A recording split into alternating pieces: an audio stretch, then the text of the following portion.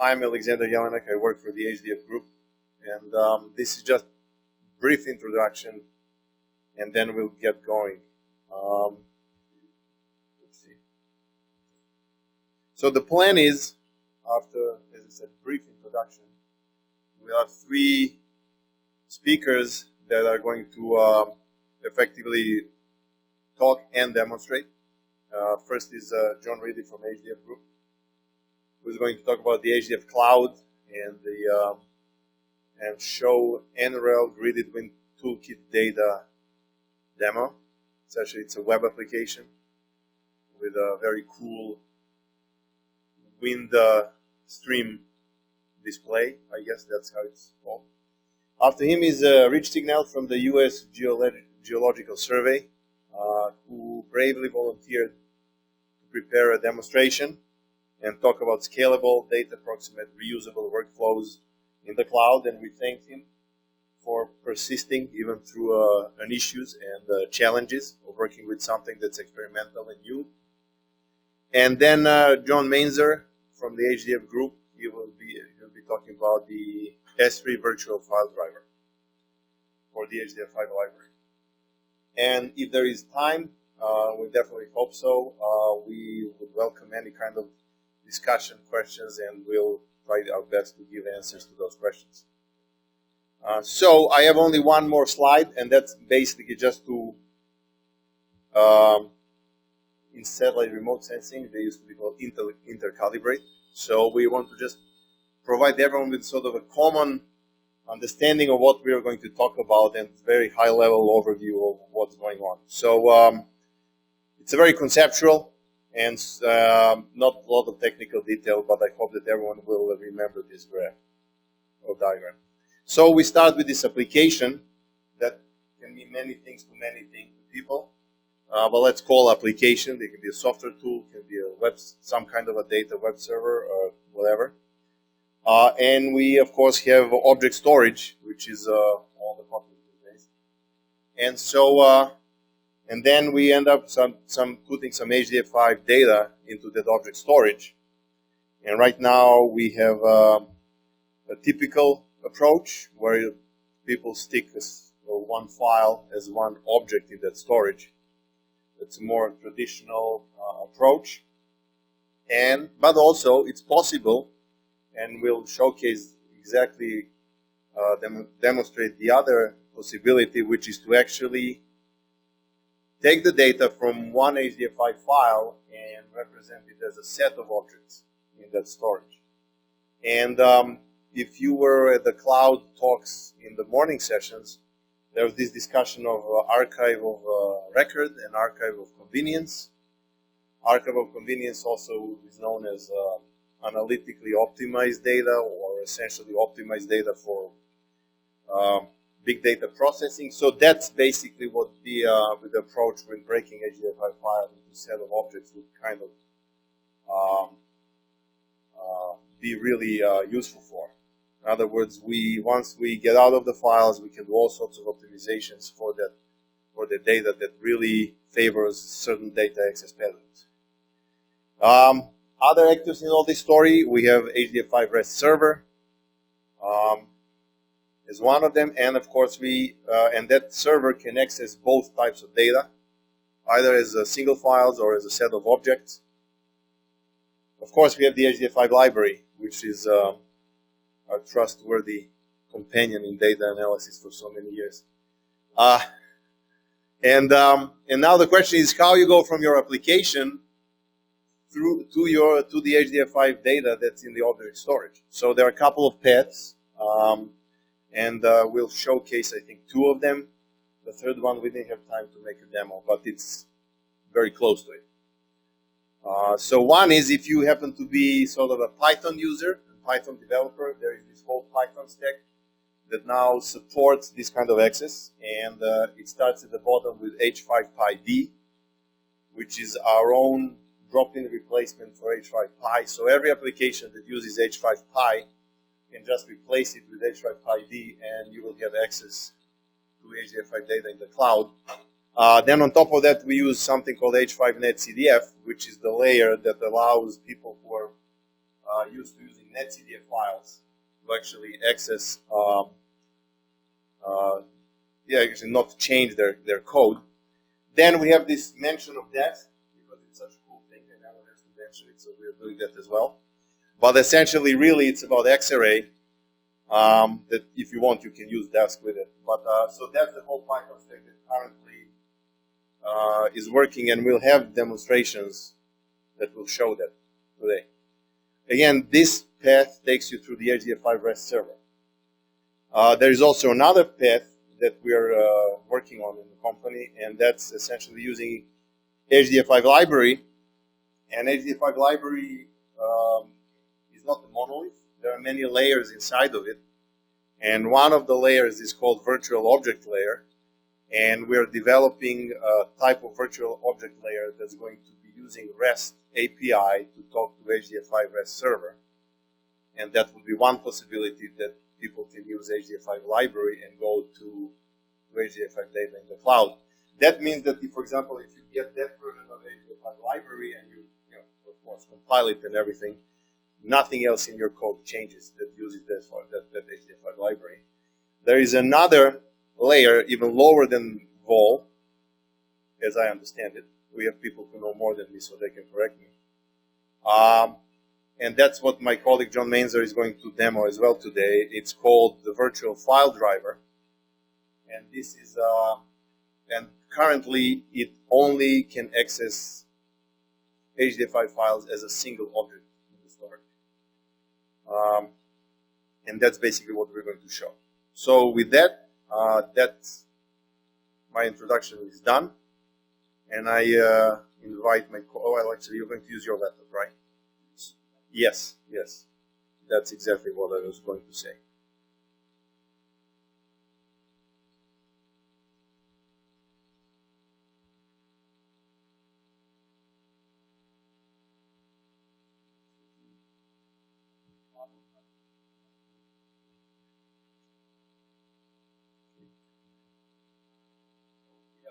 Yeah, yeah.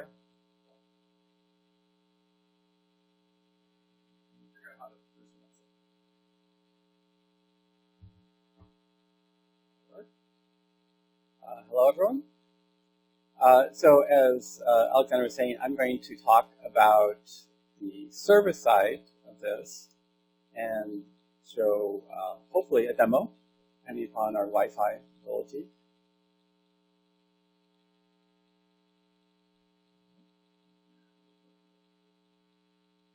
Well, I need something.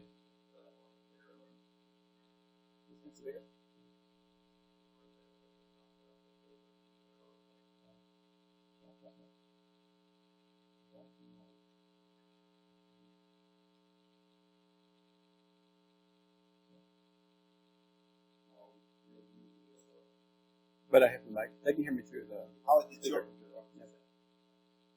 Yeah, actually, this one here. Yeah, that's right. Oh, that's why my mind. I was seeing orange arrow, it just wasn't having the effect. Okay, so HDF in the cloud. That's a really. So I'm a senior architect in the HDF group. I've been working here since 2014. Before that, I was a dev manager at Amazon. I got tired of managing and wanted to do things, so here I am. So I think we've touched on this a bit in earlier talks today. We think historically of HDF5 as a combination API plus file format plus data model, but you don't need all those aspects. I think the two things that I view as most important is the API for compatibility, because people typically don't want to re-engineer their applications. And the other very important thing is the data model. Once you have this data model in your head, that's a very valuable resource. And as this data is constructed with that model in mind, we all know the patterns of efficiently accessing data. The file format I had in the middle, but in a way it's the least important, right? Once your data is abstracted, through either an API or a different storage model, that's really not too much of a concern to users. So we've had many talks this morning talking about the advantages of being in the cloud. And it pretty much comes down to data proximate computing. If you can move your application to the data, that's much more effective than moving the data to your application. And as data sizes get larger, that becomes even stronger so. And the other aspect I want to touch on is this community piece. If your data is being shared by many users, and they can be on a common platform, that makes it easier to share results and kind of strategize on ways of accessing data. A big thing in the public cloud is the cost. So the cost drivers are storage, compute, and egress charges. For egress, if we incentivize users to do their compute in the cloud platform, then you don't have the egress charges. So we need to be thinking strategically, how do we get people to move their computation actually to the platform? So over the last year and a half, we've been working under a NASA project to create the highly scalable data service, HSDS. And this is a system, a REST service that's based on HDF files stored in object storage. Typically, we're using AWS S3, but we've also run this on OpenStack with Ceph, and it should be portable to other standard object storage devices. We run as a cluster of Docker containers. So the good thing about Docker is that you're not constrained to a single physical server. You can have any number of containers, and these containers can be spread out across any number of machines. So you can bring an arbitrary amount of compute power to your problem. And we've been very focused on making the service feature compatible with the HDF library. So even though the way we structure data is very different than the way the HDF library has stored data in POSIX files, we're keeping the same features of being able to access the data.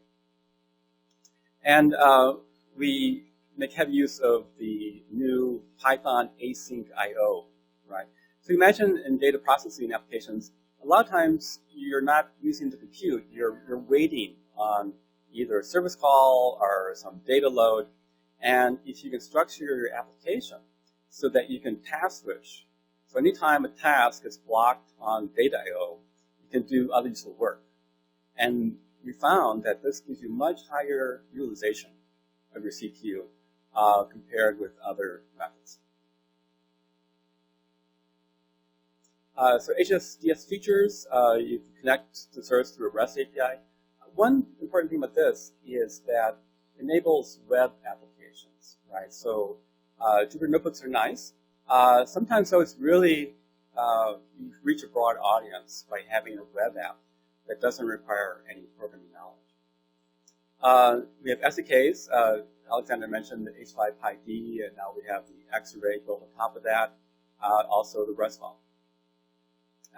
You read and write the data you need. So rather than downloading big files, you just read or write the specific data elements that you need are called hyperslabs, which are like sections of arrays.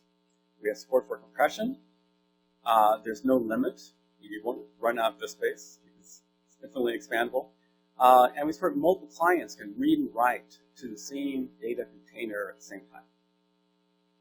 And performance is scalable. So we mentioned how with containers, you can run across multiple servers. So the more containers we throw into a service, the more compute capacity we have, the more work we do, both in terms of a large number of users accessing service and also having parallelism across single requests for data I/O. So the challenge of object storage is that it's not POSIX. So the library, per se, cannot use files stored in S3.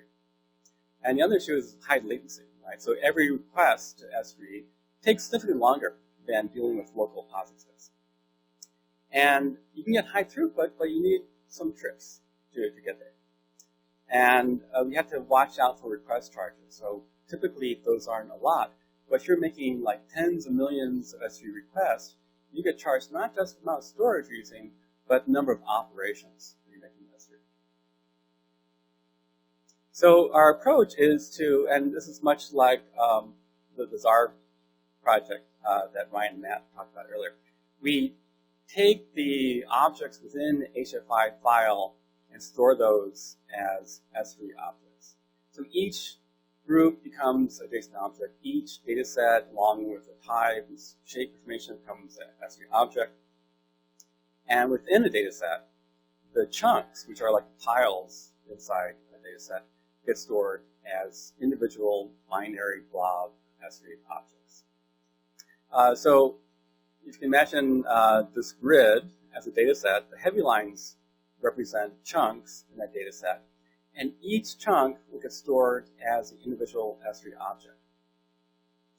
When users want to select an area for reading and writing, say that yellow rectangle, the service will figure out which of those objects are needed to be updated and fetch the objects, pull out the data they want, amalgamate that, return that back to the client.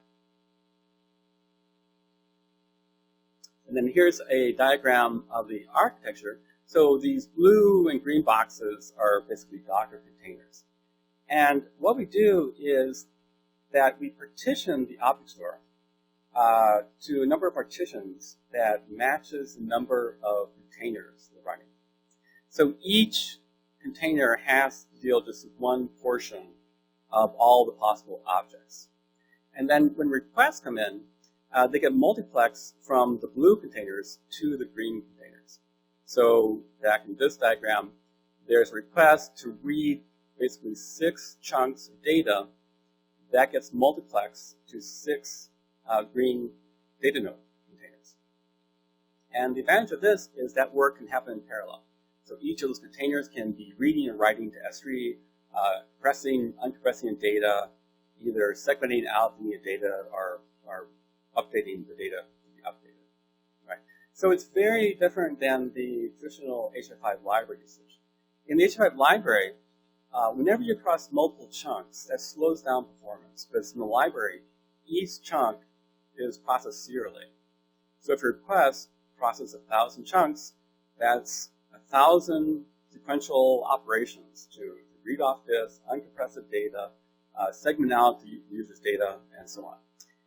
With HSDS, it's a case that oftentimes more chunks is better, right? The more chunks you're processing, the more opportunity for parallelism we have in the service. This is just a slide talking about the different client libraries. As Aleksander mentioned, there's H5PyD, and now H5NetCDF, and Xarray. And then for C programmers, we have now the REST file. That, again, it takes API calls to HDF5 and translates those into the appropriate REST request. So here's a bit about H5PyD.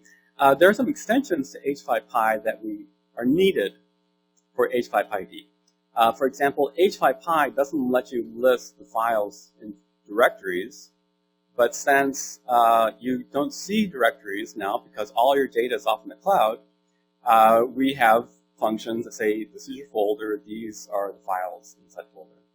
And then get and set ACLs, you want to control who has access to do what on particular files.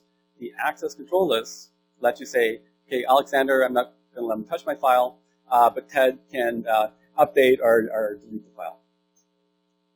And there's a PyTables like a query interface, right? So if you have a data set, you can say, give me all the rows in this data set that match a certain pattern. So here's the REST file.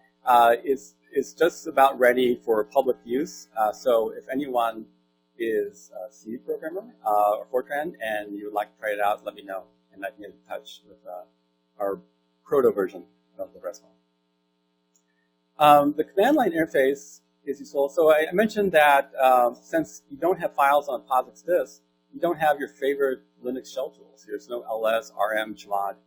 Each of these now have equivalents in command line tools that we provide.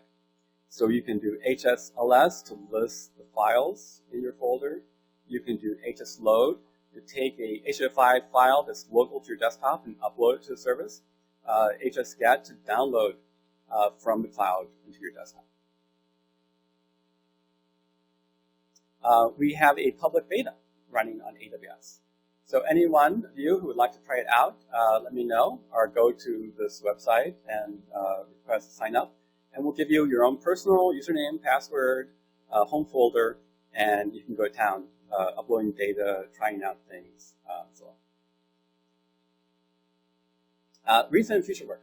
So in the last 6 months, we've implemented compression, support for variable length data types, the C SDK, i.e. the REST file, NetCDF support with X-Ray and H5 NetCDF. Upcoming work we want to do is auto-scaling. So to be cost-effective, we like the number of containers to match the workload. So auto-scaling means that as the number of users go up, our individual users are doing more complex operations, we automatically spin up new containers to handle that workload. So then you're only paying for the time those containers are running. Read-only support for HDF files stored as objects. So there was an interesting point raised in the earlier talk, is do you need to reformat your data to be analytics ready in the cloud? And there are different opinions on the necessity of that. The current approach is basically reformatting data because we take HDF files and we split them up into these individual objects. But we have some ideas, at least for the read-only workflow, to be able to do reach in to HDF files and pull out the data chunks that we need by the service. So you have all the advantages of the service in terms of parallel work, but you won't need to, say, replicate your data to restructure this format. AWS Lambda is a really cool technology that Amazon recently came out with. With Lambda, you don't need to have long-running containers. You just evoke functions in the cloud, and you only get charged for the time that that function runs, basically. So oftentimes in the service, we think, hey, it'd be nice if I could have 1,000 containers running.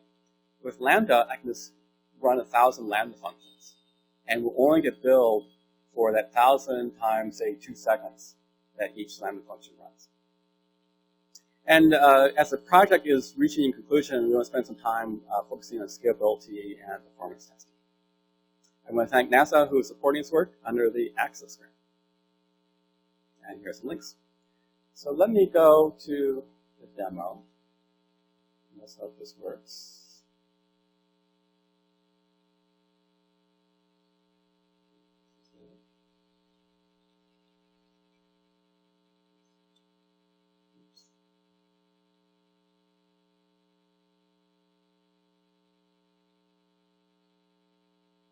Okay, so we've been working with the National Renewable Energy Lab, and they had 50 terabytes of HDF files that they sent to Amazon using the Snowball appliance. Basically, it's like a briefcase that you ship your drives to.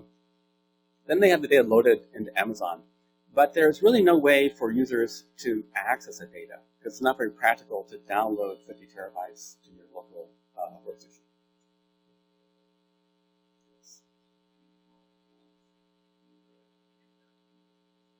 Oh, sorry. I gotta keep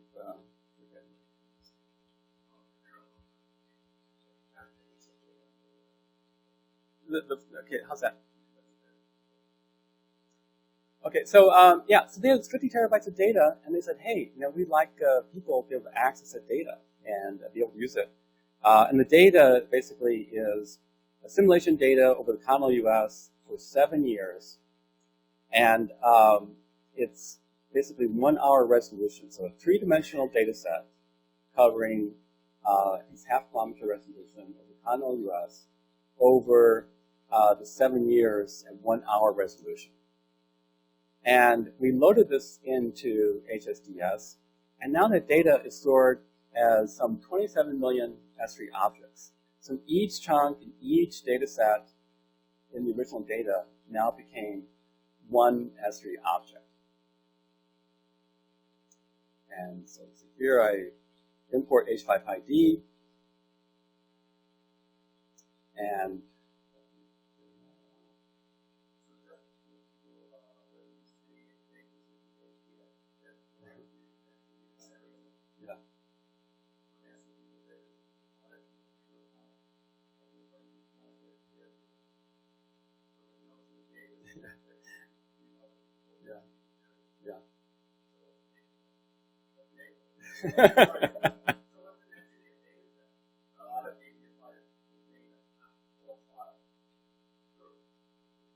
no,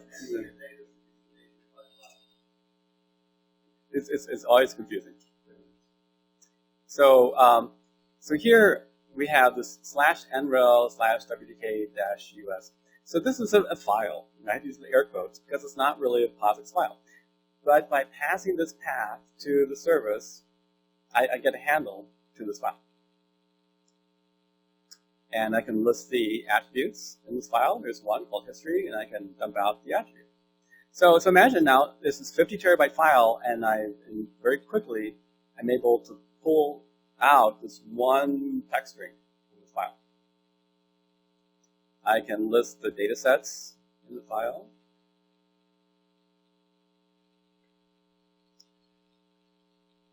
And I can, so here's one data set, and its shape is 61368, that's the time dimension, 1602, which is the latitude, and 2976, which is the longitude. And so they're all float 32s. So each data set is about 1 terabyte in size. And there's a whole bunch of data sets.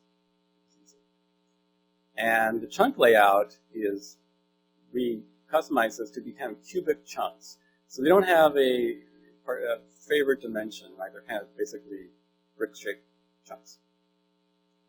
And each chunk is about 400 kilobytes. So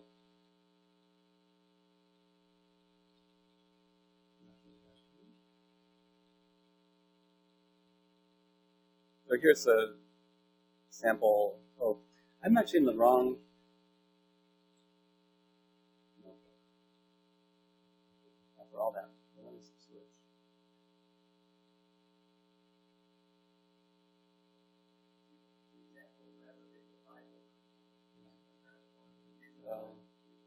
That's weird. This is exactly.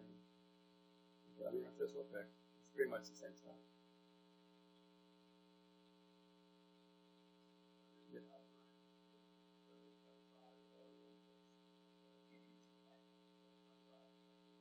Yes, and I think the guidelines for the library vary from the guidelines for the service. So it might be one of the challenges we have as we transition to kind of cloud optimized HDF.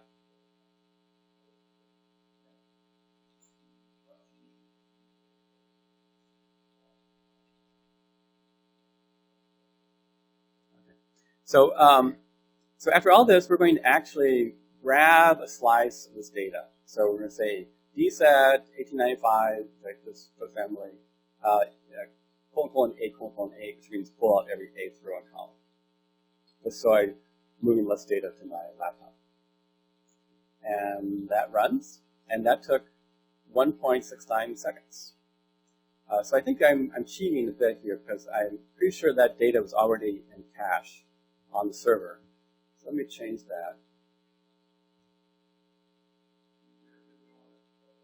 No, it's actually still pretty fast, right? So 2 seconds to pull in the slice. The slice is, I think it's, each slice is 18 megabytes, but I'm subsetting that data, so less megabytes are flowing down into my notebook. But it's the resolution is good enough to make a nice plot here. So if you squint, you kind of recognize the outline of the US here. And then it's pretty easy to zoom in and show a smaller subregion of that. And now I'm going to switch dimensions. And instead of pulling in geographic extent, I'm going to fix the geographic point. And I want to pull in all the values for the entire 63,000 time elements at that point.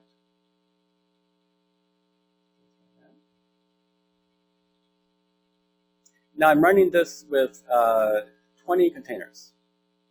So it took 5 seconds. And I haven't tried it out, but I think with 40 containers, it would go from 5 seconds to 2.5 seconds. And pretty much, until you get to a point where you basically have 1 container per chunk.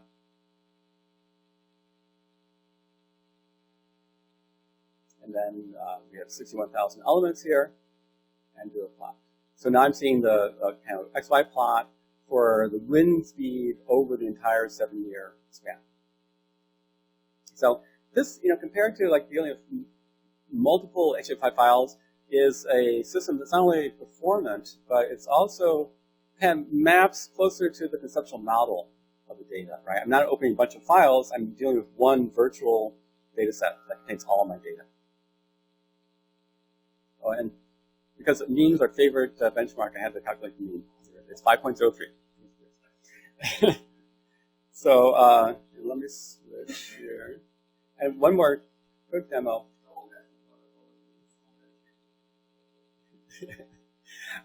This is a page for NREL, and they actually have a link both to the notebook samples and this web application that they had an intern write over the summer, which I think is really cool. So here, it's not a Jupyter Notebook. I have a web page that has Ajax running the page, and it's querying service and pulling in the data, right? And as I move around in the map, or change the time, I'm pulling in different data elements, right? So it's a kind of easily accessed visual way to explore this vast data collection. Yes, right, because it's going through the service, right? So the JavaScript on the page is saying, I want to pull in this particular time at this particular resolution and getting that data from the service. All right, that's the end of my talk. Are there any questions?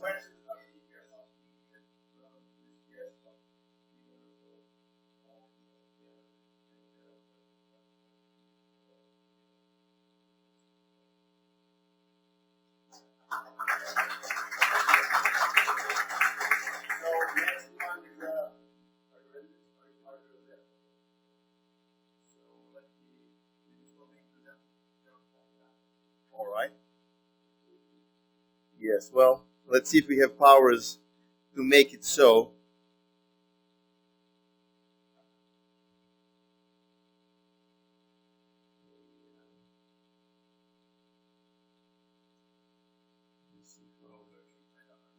Yes. Oh, that one? Me?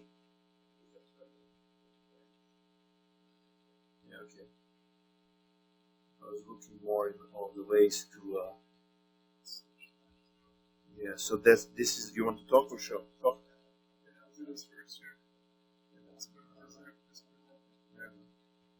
All right, go ahead, Rich. All right, so well, thanks to the HDF for letting me horn in on their session here. I saw John Readey's talk at SciPy this summer, earlier this summer, and I thought, whoa, that's perfect for me. You know, I can just take the workflow I already have, and I'll show you, you know, sort of maybe a little similar to Ryan's talk this morning, like where I came from on this. I'm also a physical oceanographer, also a modeler by training, coastal ocean modeler, so a little bit different.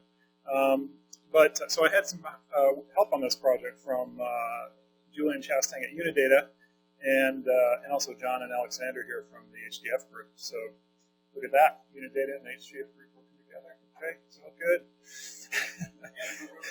And world peace. So just a word of why, you know, the USGS cares about this stuff.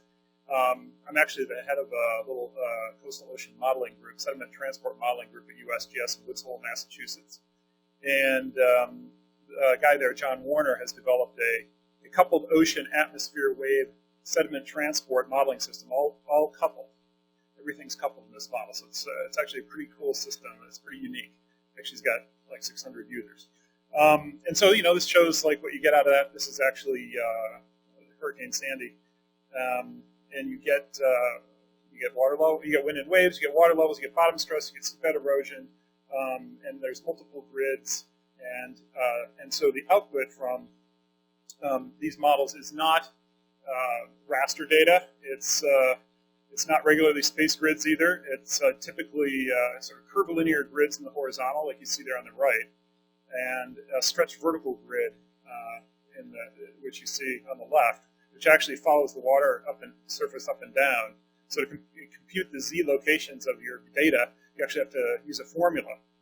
And now that's all part of the CF conventions. So that's why Ryan was mentioned earlier. The CF conventions are really key for our community because they're the only conventions that actually allow us to standardize tools so that we can work with any of these different kinds of models, because they all have different kinds of vertical coordinates, and some of them have these curvilinear coordinates as well. So, our traditional modeling environment, do our runs on HPC, move it over hopefully a fat pipe to our desktop computer where we sit there and work with MATLAB and Python and R. And so we do our simulations remotely, move them back to the desktop. We have local storage, local analysis, and visualization. And often, unfortunately, in our community with model-specific tools. So, people who use the MIT GCM, they might have their own tools. People who use the ROMS model might have their own tools. But this is where we can sort of break that and go to using tools that actually work with the CF conventions. So a little bit nicer than that is to go to an environment where this is kind of what we're using now mostly. We do a run somewhere on HPC, we move the data over, again, over a fat pipe, hopefully to a data server. In our case, like for our Woods Hole group, it's at the Woods Hole Oceanographic Institution, where we have a lot of disks. We run these threads. We run to the THREDDS server, and we access the data through OpenDAP on our desk. But again, we do our analysis and our visualization on our desktop computers. So we want a fast internet connection to our local desktop so we can get the data quickly from THREDDS. But it allows us to write code that anyone then in our group can use without changing it. We're working with services.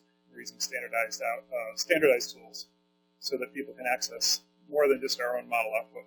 So, and actually, I've been working with IUS on this for quite a while, trying to get the different data providers around the Integrated Ocean Observing System to provide their model output in this way, so that we can actually compare models to each other and to data.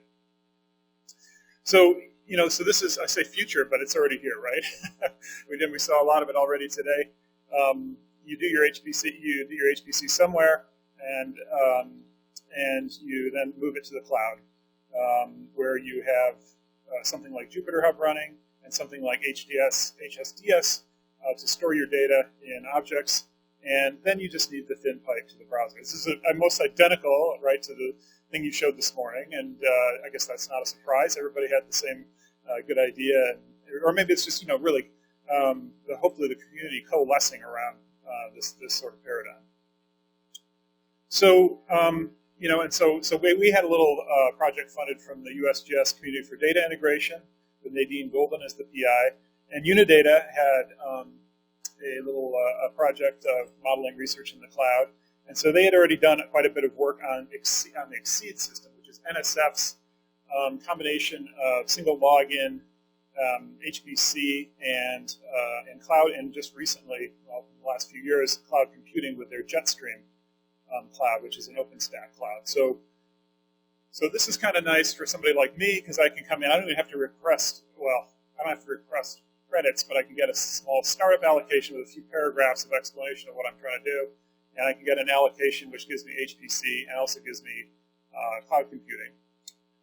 And so actually, John, you got an account. You got an account there, and he set up HSDS, and Julian Chastang set up a JupyterHub there, and so I was able to just sort of get on there and start using it, and so this is kind of the steps that we go through now. We run our simulation on HPC, and I just wanted to mention that I thought actually until last night that none of the cloud providers had InfiniBand, but this is a little plot to just show that we do need InfiniBand, because like at the USGS, a lot of people are saying, get rid of our computer centers, just move everything, say, to Amazon.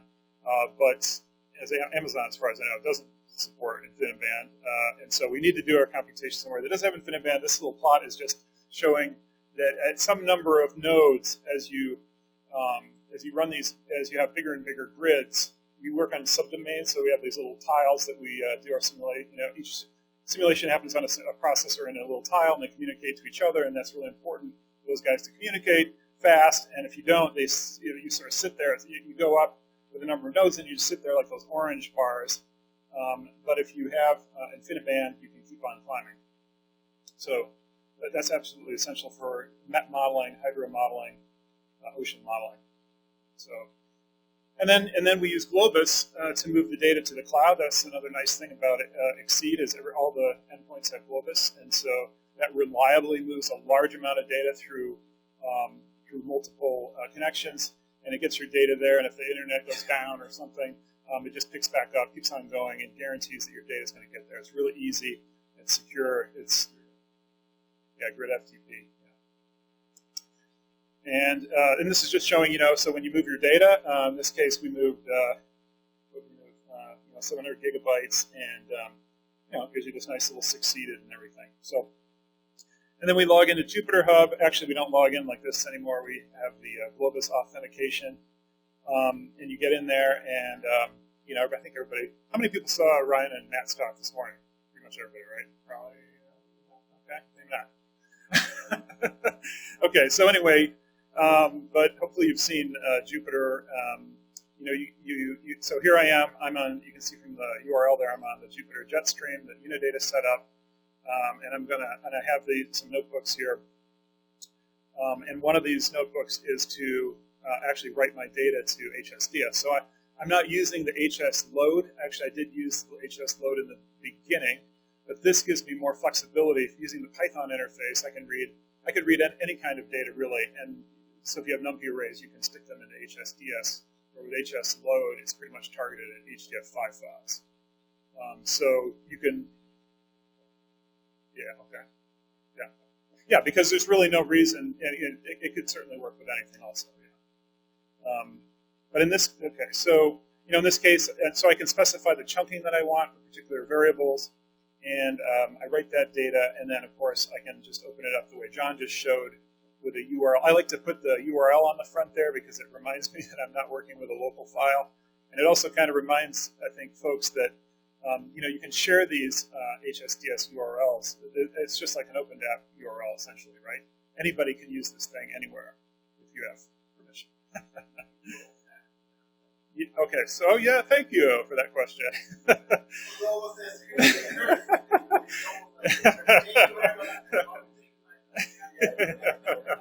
Yeah, so when I saw this for the first okay, so when I saw this for the first time, I went to use it, and I'm like, oh, but I have to use the I'm used to using the NetCDF interface, so since SciPy, as John mentioned, this was added to, but we'll get there in just a slide or two. But first I just wanted to show, this has been shown already, but like John was just running this locally on the kind of crappy Wi-Fi, right?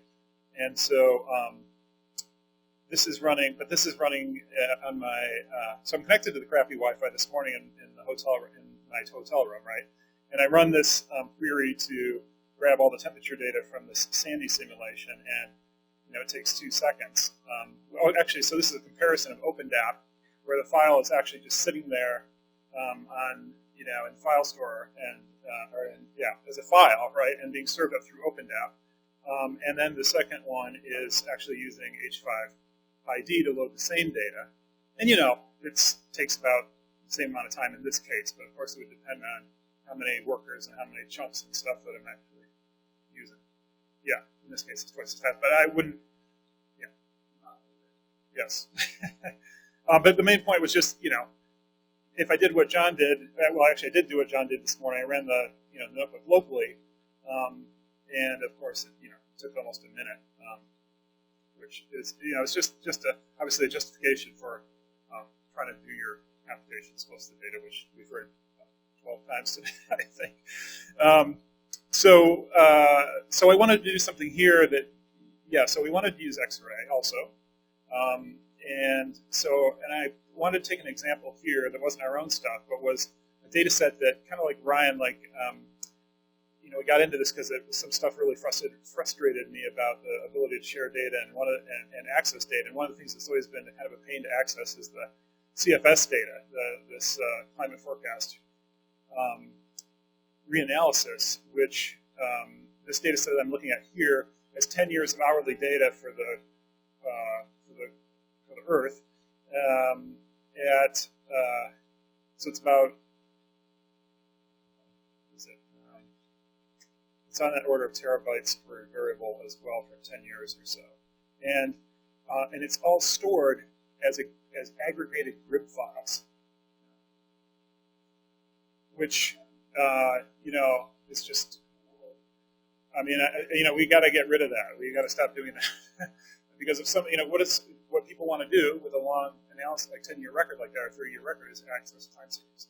And as John just showed, if you chunk it correctly, if you optimize it somewhat, at least for time series people want to get time series, it works a whole lot better than having to uncompress every single 2D slice and take one data point out.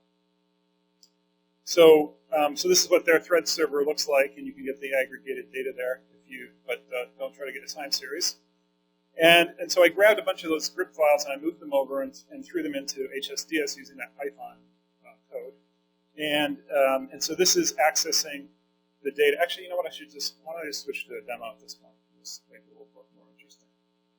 So I think we can. So this is, let's see here.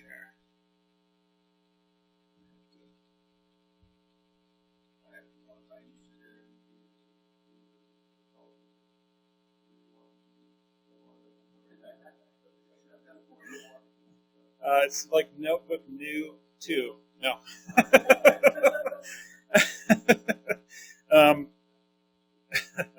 So I go in, whoops. Oh, it's Command. No, Shift Enter still right. And so here I'm just, getting the server information, which I like to do just to remind myself of which URL I'm going to, right, like John did, and then and now I'm going to do this. I'm going to hit that thing, and the chunk size. So I've chunked the data different ways. So this one I did a chunk of 1 in time, just to make it a little bit similar to the grid files. So if I hit that, oh wait, I should go back and show what I'm doing here.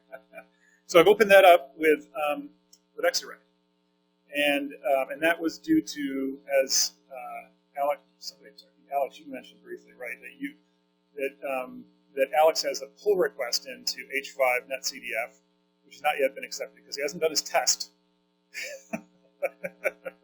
But when he gets his test done, hopefully it'll be accepted into H5 NetCDF. H5 NetCDF then, instead of relying on H5Pi, is relying on H5Pi-D. If you have it, if you've done that, and that's what I've done here. So I'm using basically conda install, and then with Alex's H5 NetCDF pull request, and then the latest version of H5Pi-D to do this work here. And so you open it up with engine H5 NetCDF, and you can use decode CF equals true, which is actually the default, and there you go. You have your nice data set here with all the X-array good stuff. Make that a little bit smaller just so it looks better. And so, the nice thing about X-ray, of course, is that it has. I just let X-ray. I let that slip.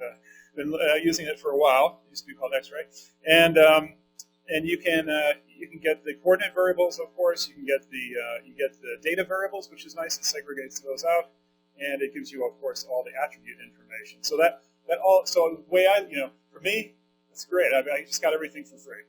I didn't have to do my exact same workflow, and I'm using scalable, cost-effective data on the cloud. Well, in this case, it's free, but eventually, if I was paying for it, I'd appreciate that. So then let's see here. So I'm just looking at a variable, and then grabbing some data. So of course in X-ray, you only are grabbing the data when you actually do something with it. So that's when it actually grabbed the data and made this plot.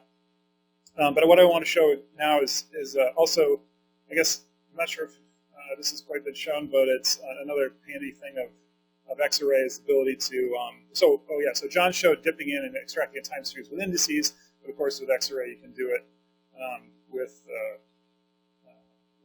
coordinates. So I have a recognizable start and stop time and latitude and longitude, and we just go in and we, again, actually Matt showed this morning, I think, where you go in and you can just grab a latitude and longitude and you can slice it in time, and you can plot your time series. And now I've got the timer on, so that took 2 seconds to download that 2 months of data from HSDS. And I just want to show this. I've chunked. Okay, so that's 1 by 440 by 880. And if I then chunk it, I've written another one that I've done with a size of 4 along the time dimension. And that one takes, guess what, 4 times faster, which is good, which is kind of what you'd expect. And then I have some comparisons down here to like OpenDAP. OpenDAP's really fast because I'm running it locally. But again, I think your mileage would vary depending on now. If I had a lot of data requests, just for the same reason that John was talking about, everything's happening serially. If my chunking was different, if I had more, we don't actually. I should have mentioned that we just have Jupyter running. We don't have Jupyter running on Kubernetes yet here. So what do we have? Do we have?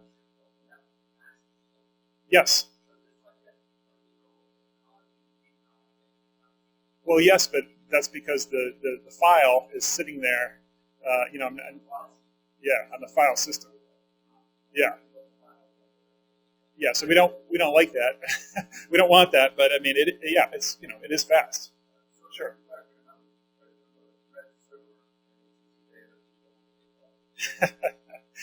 Yes. Thanks, Alex. So I'm not going to keep doing all these different things, but I just did want to show. Hopefully, I kept one of these ones that I'm not going to run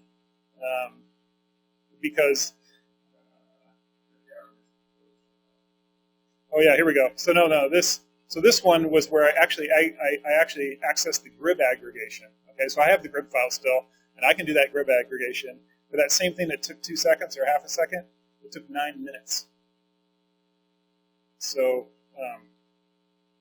so we don't want to do that. And it still amazes me how many places aggregate GRIB files or GeoTIFF. I think also shouldn't be necessarily, because if you do that, you're basically saying here's my chunk size, and it's always going to be 1 in the time dimension, which is not too nice to your users actually.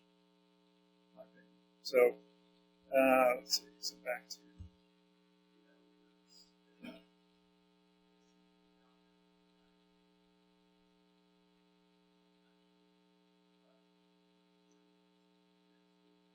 Yeah.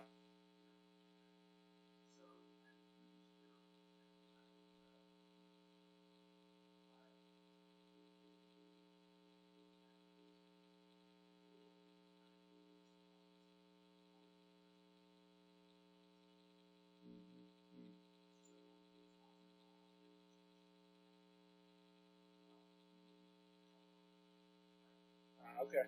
Yeah.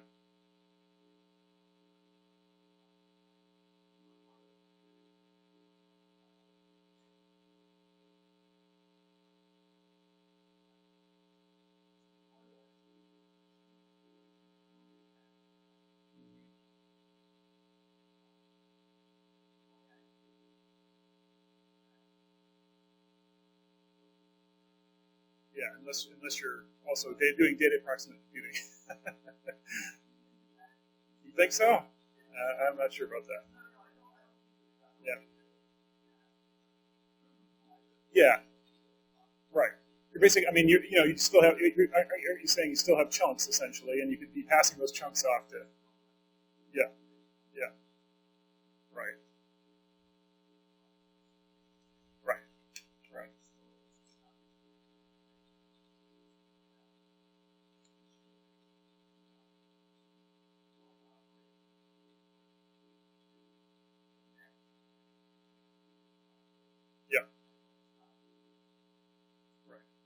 So, too late.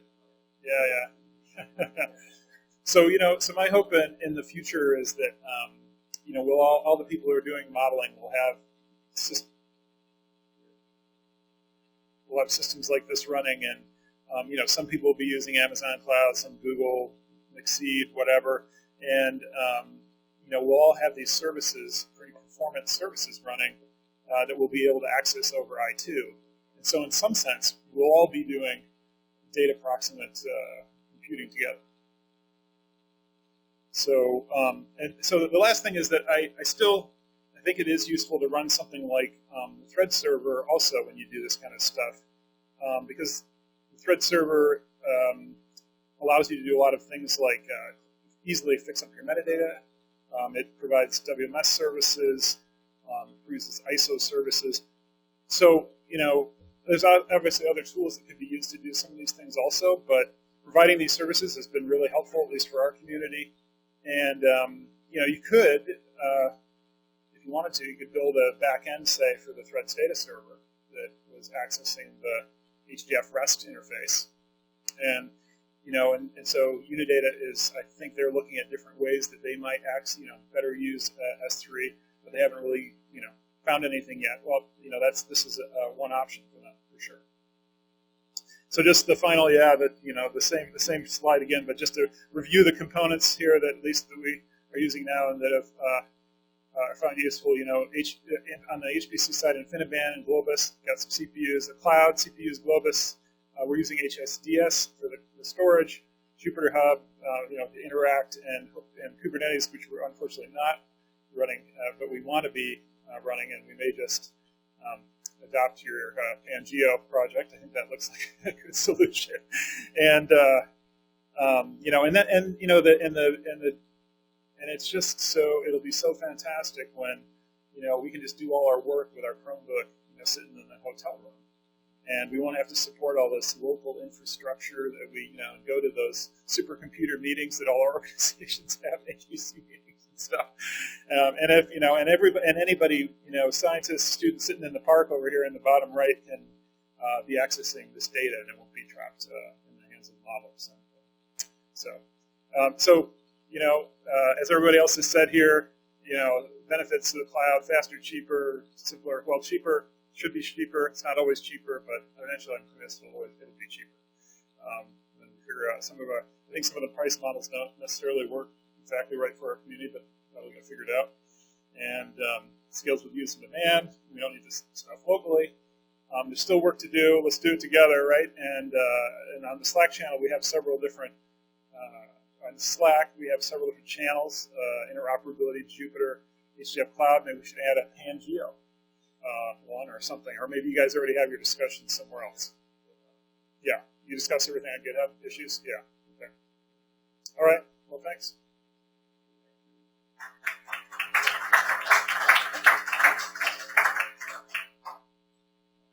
Yes. Right now? John Mainsor has well. Yeah, that's it. So, John M. in Champaign, are you ready? Yeah, just let me be a presenter if you would. All right, it's coming your way now.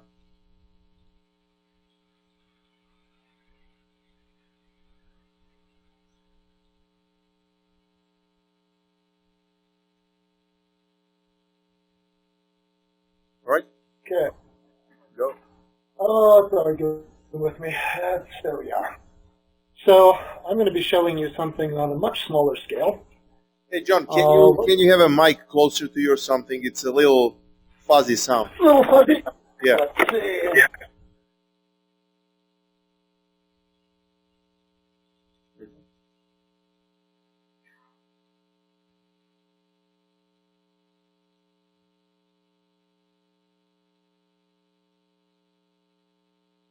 Are you talking now? Because we can't hear you. We went in opposite direction of what I expected. Yes, we can't hear you now.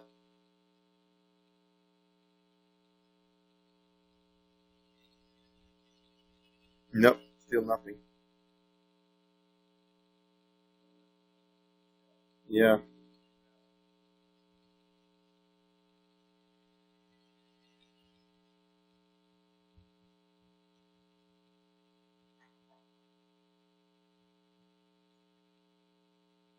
And what did he say? Did he respond? Do we still have an office in Champaign? Did something happen? You know, these things happen. You don't know. Yeah, well.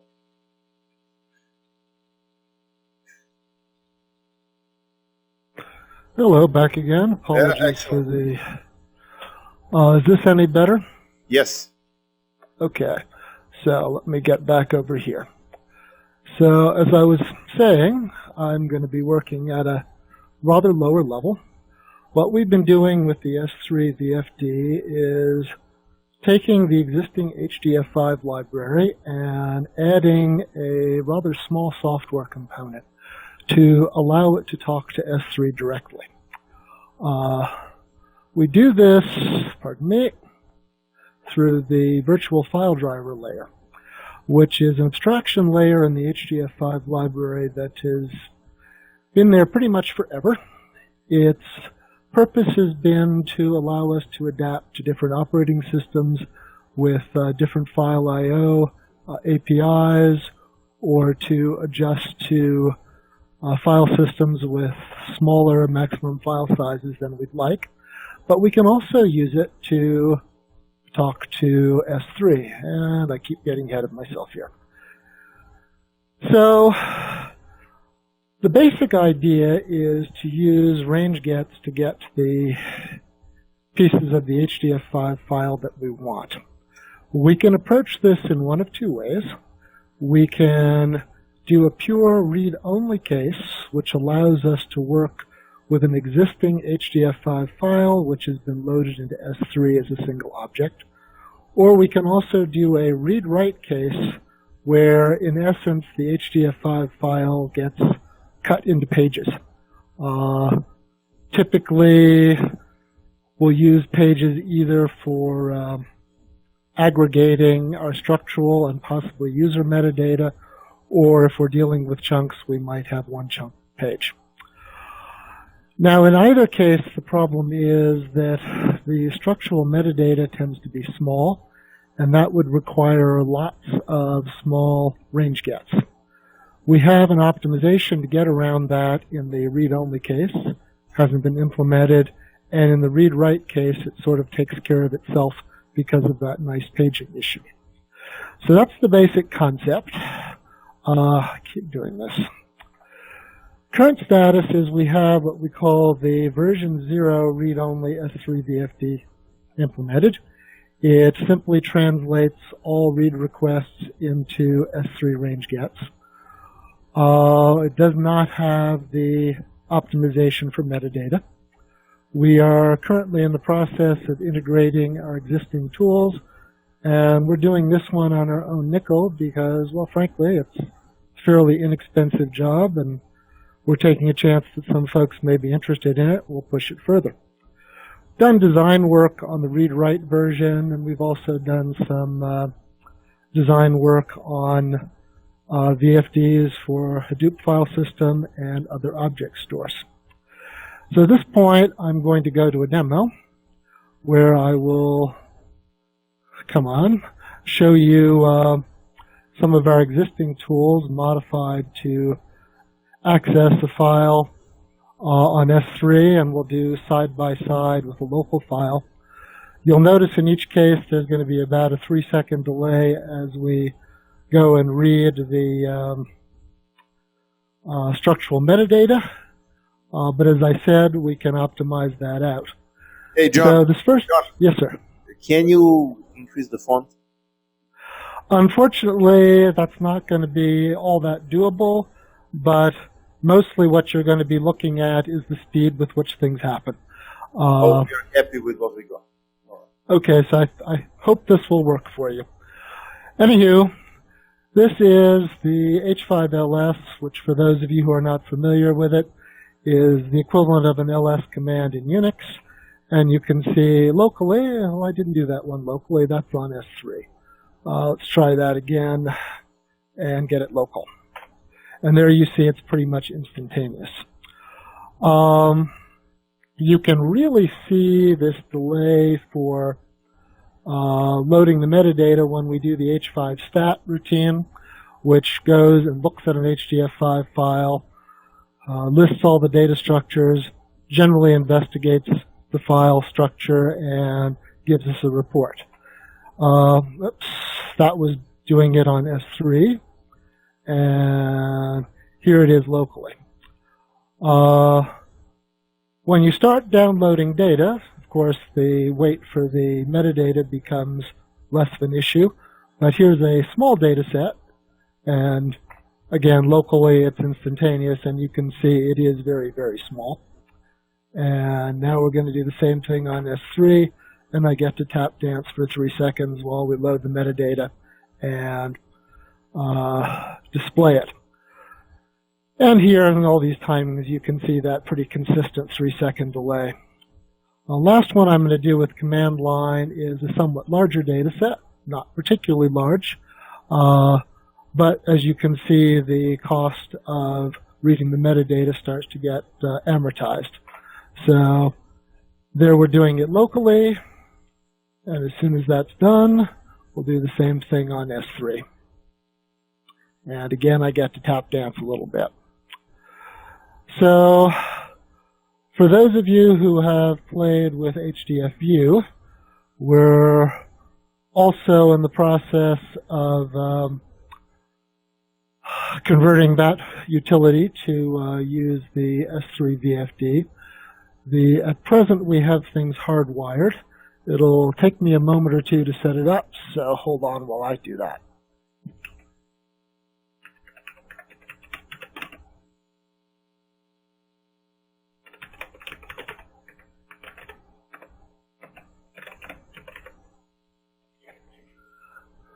Okay, so that's the script to get it started up.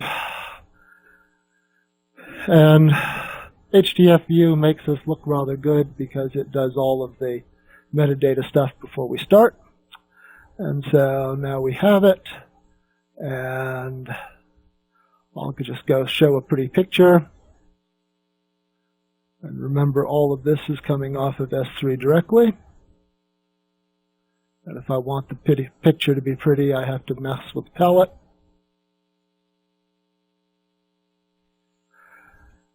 And so there you have it. It's the HDF5 library working directly with S3. The version that you are seeing right now is most likely going to be showing up in the next release of HDF5.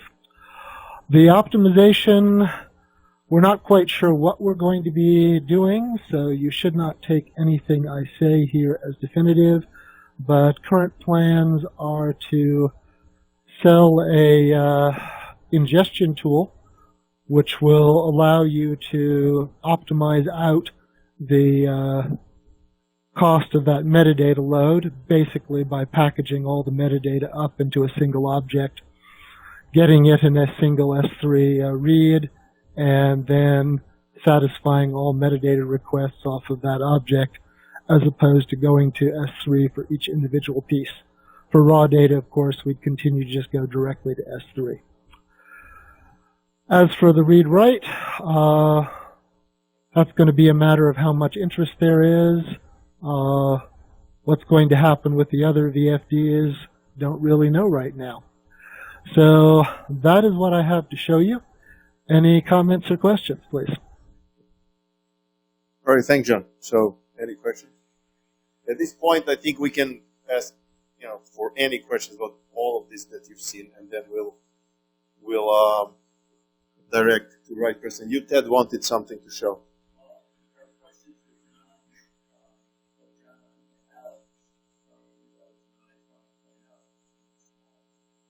Okay, so any questions?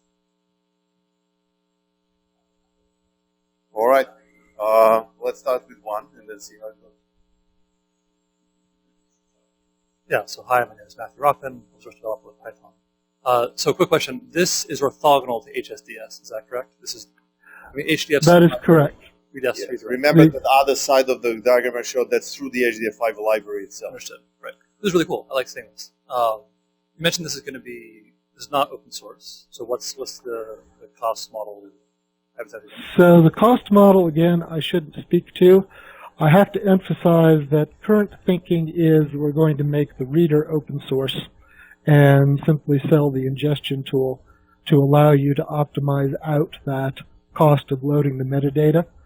The idea is to make it work either way. I'm not the person to talk to. I like to joke and say I just architect around here. So how exactly that's going to work, I cannot tell you at this time. Okay, so the proposed proprietary bit is the thing that builds the index out of all chunk locations and stores them somewhere nearby the file.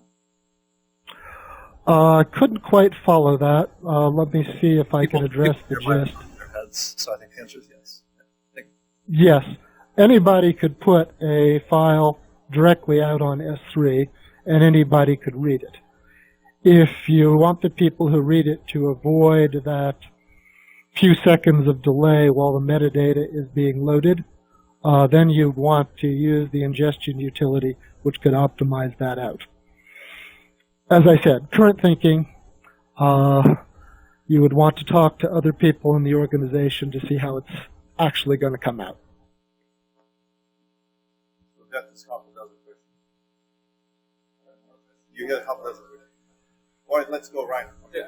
Well, I just wanted to note the, I think, technical similarity to cloud optimized GeoTIFF. Yeah, I think it's a similar technology, right? There's a metadata which tells where to find the chunks, and then HTTP range gets allow you to get the chunks. Big difference being, of course, cloud optimized GeoTIFF is a community standard that the community developed collaboratively, and it's a closed technology. But this particular cloud optimized version would not. Would be, again, as I said, that's the current thinking.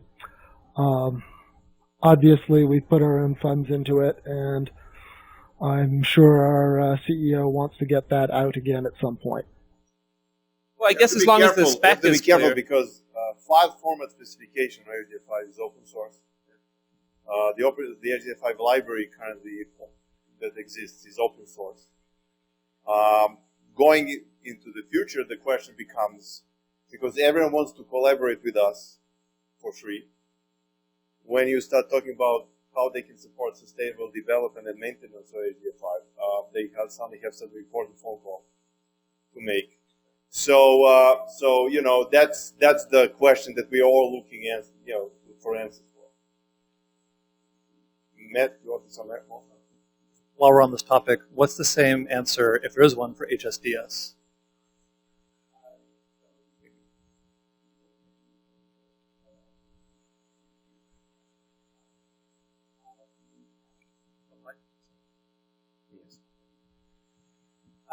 So we've been speculating, I guess, similar way to John's SUDFD, is are there kind of optimizations or add-on features we could layer on top of that that people would pay for? And again, you're trying to get the best of both worlds, right? You want to have an open platform that will get broad adoption.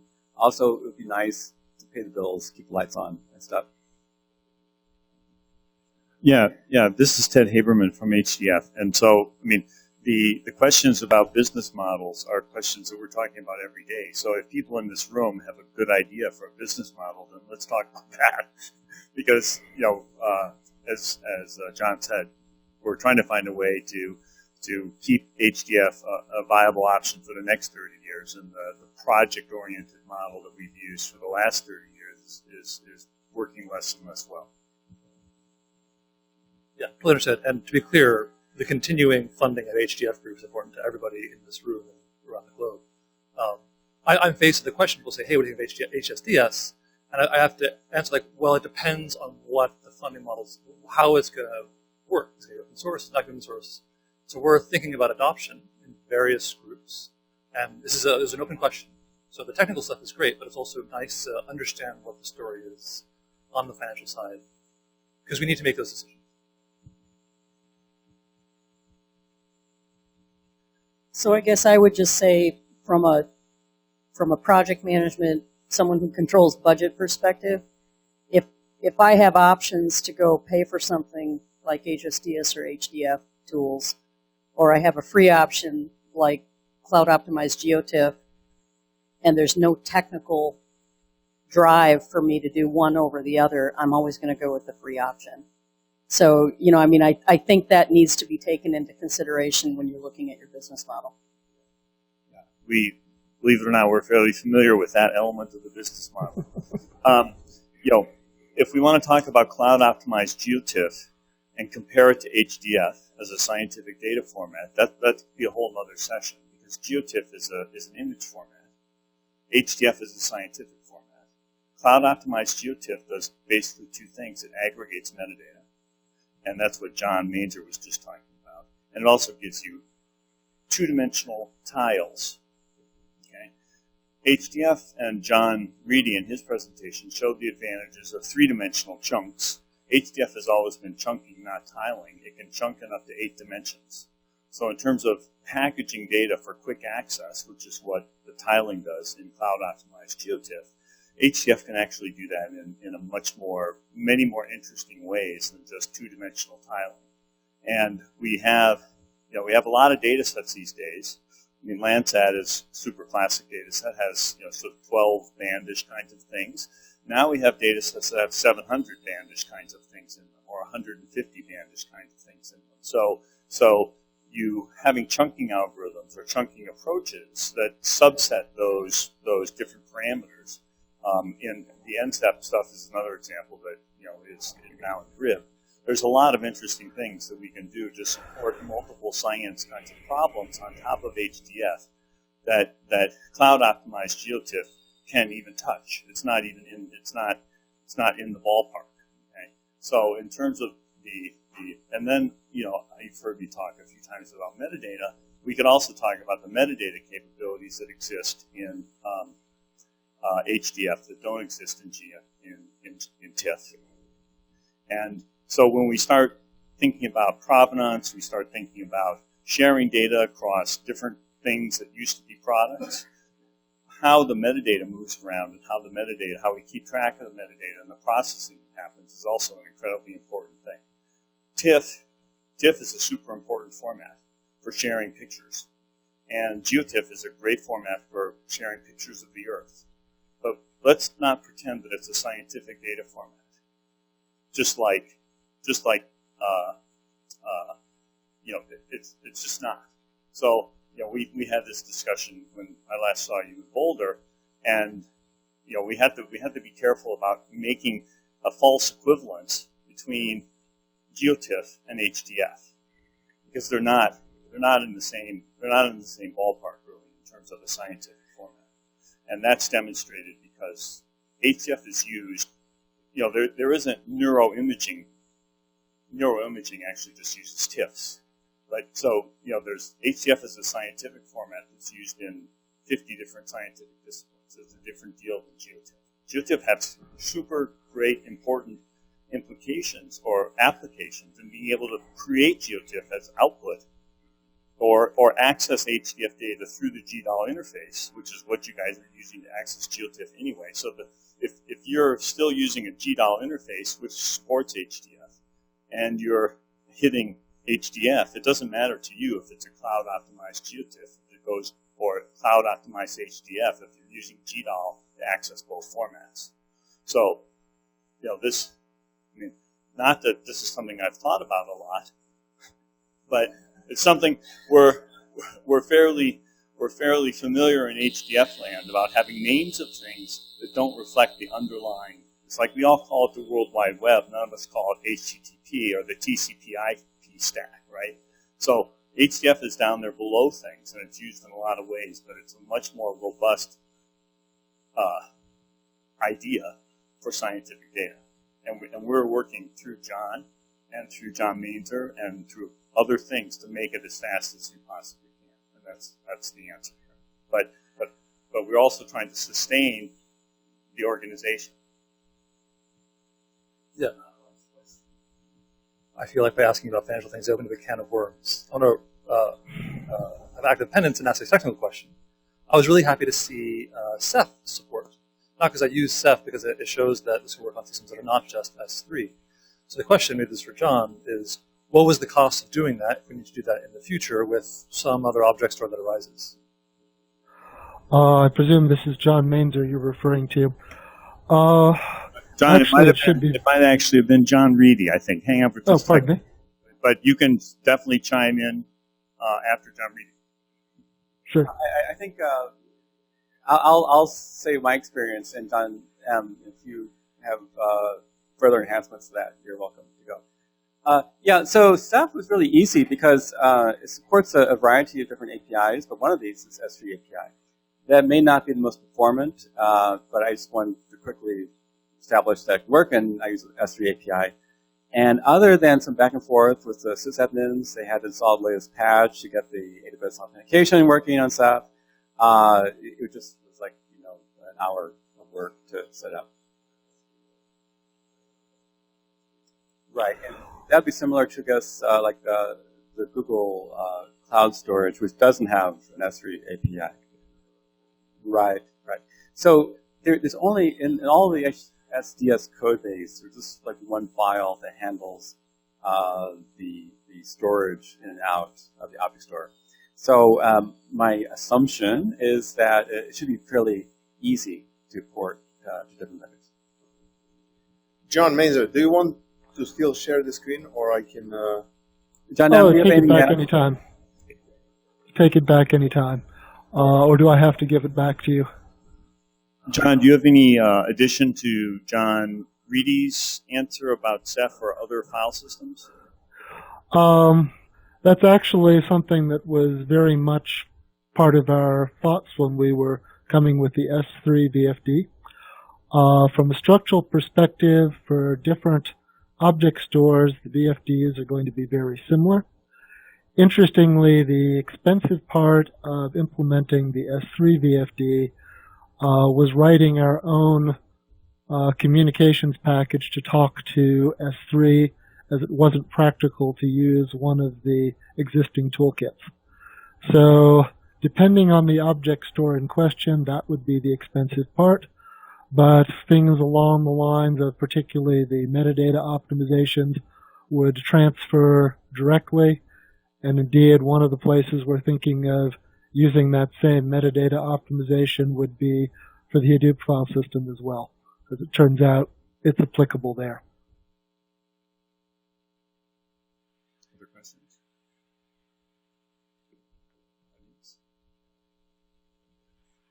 Pontificate, one more thing. Besides like the JupyterHub versus HDF5 religious battles, I think JupyterHub does have a very smart marketing strategy of the cloud-optimized JupyterHub. And I think it's very important that we think about how do you store HDF5 files that are cloud-optimized. And I think it's very important for us to work, say, with NASA. We had the talk from the Cumulus team. It's a very modest amount of additional effort to store these files in a way that enables them to be effectively used as analytical ready data sets. And I think it's very important as a community that we get there because the cost of having to restructure your data to make it analytical ready is enormous, and it gets more large as these data sets. And I would like to chime in on that as well.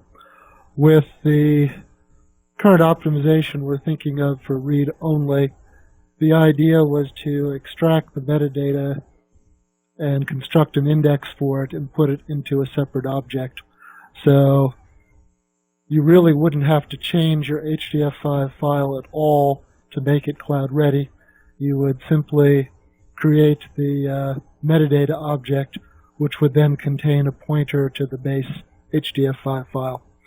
So it would be a completely automated process in the approach that we're considering right now, which I should emphasize we haven't implemented yet. Right, and this, thanks, John. This is Ted again. This is also exactly the same thing we did last summer when we worked with James and OpenDAP on a trade study for ESDIS, where the format for that metadata was DMR++, which was the DMR format from OpenDAP with location information about data chunks in the files.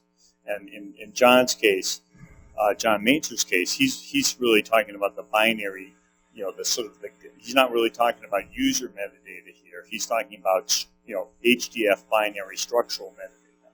And so that's a little bit different. In the DMR case, it's user metadata. And the HDF handler for OpenDAP is what reads the binary stuff that John's talking about. So it's, there's really two kinds of metadata here that we need to think about. One is the user metadata, and the other is the HDF metadata. And there's two separate things. The other thing that I think is really important, and in this equation also, is Thomas gave his talk today about the stuff they've been doing with Cassandra, and one of the slides he had was, we're not thinking about files anymore.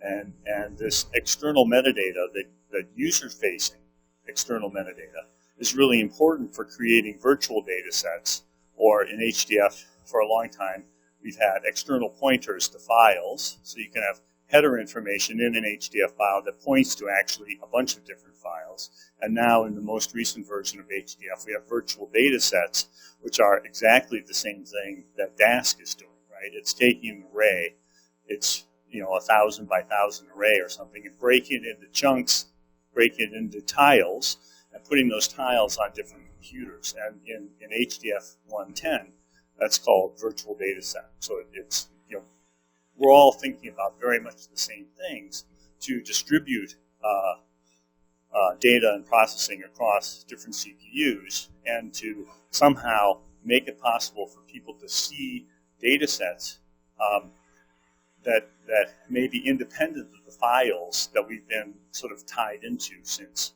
the science teams gave us these wonderful designs some time ago. Okay, so there's a lot of stuff going on and a lot of similarities between what HDF is doing and what other people are doing. It was really great to see the talks earlier today about Dask. But one thing I also wanted to mention after Rich's talk, one of the things is that it's very hard to keep track of all the moving parts in this business, and they have similar names, but Rich made an interesting point, and I wanted to just mention it here because earlier today we also had Brian Keelow talking about Open Data Cube, and Open Data Cube is using Xarray, and that's what got us sort of into this Xarray game a little bit. And Xarray has a bunch of engines that are behind it, okay, and Brian, right, talked about different backends. And the traditional historical backend has been through this thing called NetCDF4 Python, which is a wrapper for the NetCDF library that talks to the HDF library that talks to the data. Stefan Hoyer, who we mentioned earlier, is one of the authors of Xarray, also wrote a new wrapper for talking to HDF, which talks directly to H5Py. So H5Py is the standard wrapper for HDF libraries, written by Andrew Collette. So what Stefan did is he took the sort of large NetCDF binary library out of the equation, out of the stack, and H5Py is a much more of a direct engine for talking to HDF, and it also has newer features. As newer features happen in HDF, they make their way rather quickly into H5Py, and then so we've taken the dependency on an external library out of this equation. When Stefan did this, he supported, Stefan's a smart guy, we all know that, he supported the traditional API, okay, but he also wrote an optimized API. So here's another use of the word optimized, right? So if you want to use, if you've got a Python thing and you're using the NetCDF4 API, NetCDF4 Python, you can actually take the same calls and just replace NetCDF for Python with H5 NetCDF, and now you're going through this path. What Rich did, the next step, and so this will work on a desktop, just traditional stuff, desktop computing. What Rich did, and Aleksander as well and Jonathan made possible, was putting H5PyD in here. So H5PyD has the same interface as H5Py, which means it has the traditional NetCDF interface, and now you're talking to the data in S3. So the real goal that we're trying to do, one of the important goals that we're thinking about in HDF, is keeping a NetCDF interface that you're using already in your code, making it work. Stefan thinks significantly faster, and we sort of believe faster on your desktop. But then also when the data moves to the cloud, the same API still talks to it. Because what we really think, we spend a lot of time at ESIP talking about technical this and technical that, and some people, we even talk about little endian and big endian and all that kind of stuff. The real problem here is changing APIs, right? If you change the API, let's say from something called XYZ4 to XYZ5, let's just say, organizations don't make that transition, okay? So here, the goal is really, this is something I call flexible backends and stable APIs. That's what we're really trying to do here. When the data goes to the cloud, your code still works. And of course, we learned this from Unidata, because this is exactly what Unidata did with NetCDF. There was a time when NetCDF couldn't read OpenDAP. I know that many of you weren't here then, but James and I were. And NetCDF said, hey, we'll just sort of bake OpenDAP right into NetCDF. And all of a sudden, NetCDF worked over OpenDAP, right? So that was the same thing, data going from your desktop to data going to a network somewhere. And it made OpenDAP very easy for NetCDF users to use. We're doing the same thing here with HDF data in the cloud. NetCDF users are coming in through the NetCDF API. They can now go directly to the HDF library, and when that data moves to the cloud, they can access the same thing. So this is an important, I think, a very a critical thing that we're doing. And Rich sort of blew by it, but I wanted to just bring it up to let you know that this is really what we're thinking about here. Keeping the APIs the same. Right. And with that, it's 8 minutes past the session. Thank God I only needed a minute. Yes, and you said you didn't think much about it. You just spoke like this. So.